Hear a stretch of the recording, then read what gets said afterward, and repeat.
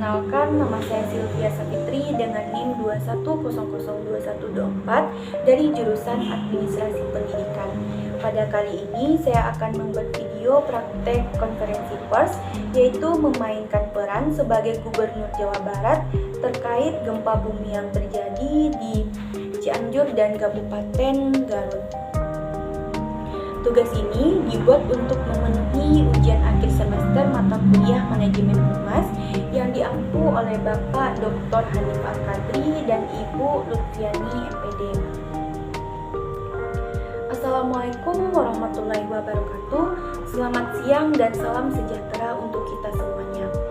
Saya Sylvia Savitri sebagai Gubernur Jawa Barat ingin menyampaikan kabar duka telah terjadi gempa bumi pada hari Senin tanggal 21 November 2022 pukul 13:21 waktu Indonesia Barat. Menurut BMKG, lokasi pusat gempa bumi terletak di darat pada koordinat 107,05 bujur timur dan 6,84 bintang selatan, berjarak sekitar 9,65 km barat daya kota Cianjur atau 16,8 km timur laut kota Sukabumi, dengan magnitudo 5,6 pada kedalaman 10 km.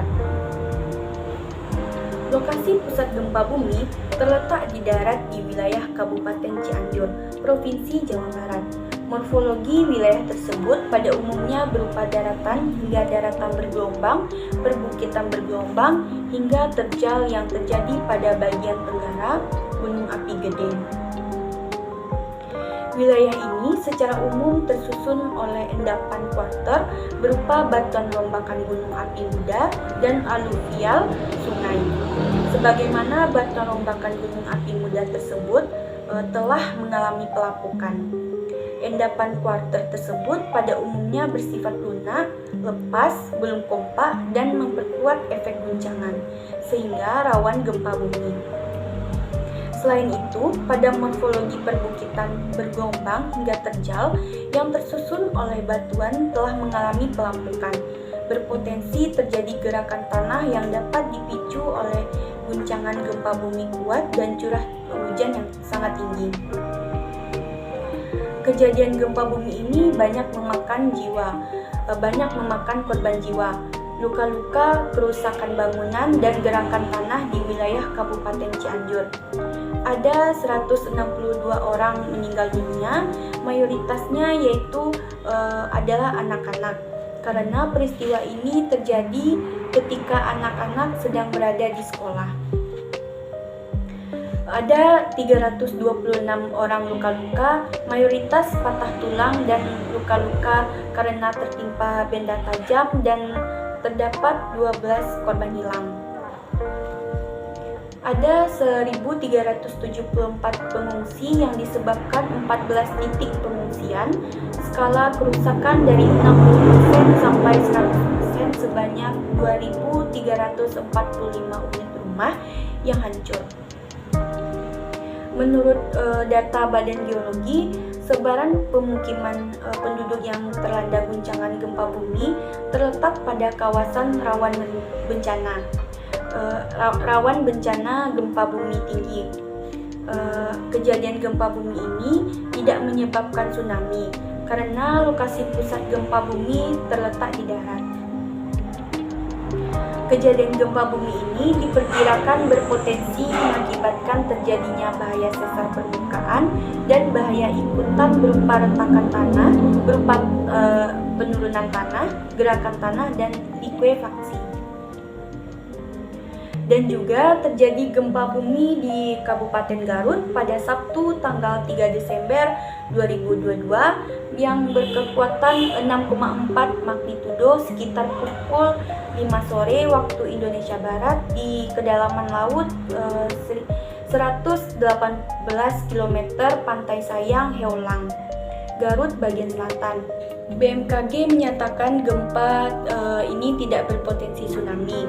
Dilaporkan hanya 2 orang yang mengalami luka ringan dan sudah mendapatkan perawatan dari petugas puskesmas setempat. Kerusakan yang ditimbulkan gempa bumi pun tidak dilaporkan tidak terlalu berat. Berdasarkan laporan Dinas Kesehatan Kabupaten Garut, jumlah warga yang terdampak akibat gempa bumi tersebut sebanyak 15 jiwa dari 6 kakak di Kecamatan Pakenjeng, Cikelet, Sulawi, dan Kecamatan Cisewu.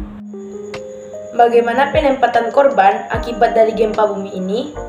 Pemerintah telah memberikan posko pengungsian untuk korban gempa bumi ini. Di sana para korban dapat menenangkan diri, diberi makan, diberi minum, diberi obat-obatan jika dibutuhkan. Pemerintah juga memberikan para relawan, medis, dokter, perawat, dan yang lainnya untuk membantu para korban bencana gempa yang mengalami trauma, luka ringan hingga luka berat yang terjadi akibat terkena reruntuhan atau benda tajam pasca terjadinya gempa. Bagaimana penanganan gempa bumi Cianjur terhadap para pengungsi?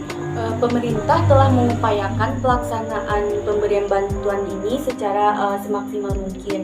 Seluruh donasi yang didapatkan akan diberikan, tetapi tidak akan diberikan secara langsung. Namun harus berkoordinasi dengan pemerintah Kabupaten Cianjur, Polres, TNI, kemudian donasi-donasi atau bantuan ini akan diberikan oleh para petugas supaya dapat sampai pada titik yang membutuhkan. Karena dari hasil evaluasi ada beberapa titik pengungsian yang bantuannya menumpuk, sementara ada titik-titik pengungsian yang jauh atau sulit dijangkau oleh kendaraan, kesulitan mendapatkan bantuan. Untuk itu saya akan mengusahakan bantuan ini dapat diberikan secara merata kepada seluruh tempat pengungsian posko yang ada di tempat terjadinya gempa ini. Bagaimana cara Ibu mengurangi risiko terjadinya gempa bumi ini? Menurut saya bangunan di Kabupaten Cianjur harus dibuat dan dibangun menggunakan konstruksi bangunan tahan gempa bumi guna menghindari dari risiko kerusakan. Selain itu juga harus dilengkapi dengan jalur dan tempat evakuasi. Dan saya akan membuat shelter mitigasi bencana, yaitu sebuah bangunan yang dibangun dalam upaya mitigasi struktural untuk merespon bencana alam. Bangunan ini merupakan fasilitas umum yang digunakan ketika terjadi bencana sebagai tempat evakuasi masyarakat setempat. Oleh karena itu, wilayah gempa Cianjur tergolong rawan gempa bumi. Maka dari itu harus ditingkatkan upaya mitigasi melalui mitigasi struktural maupun non-struktural.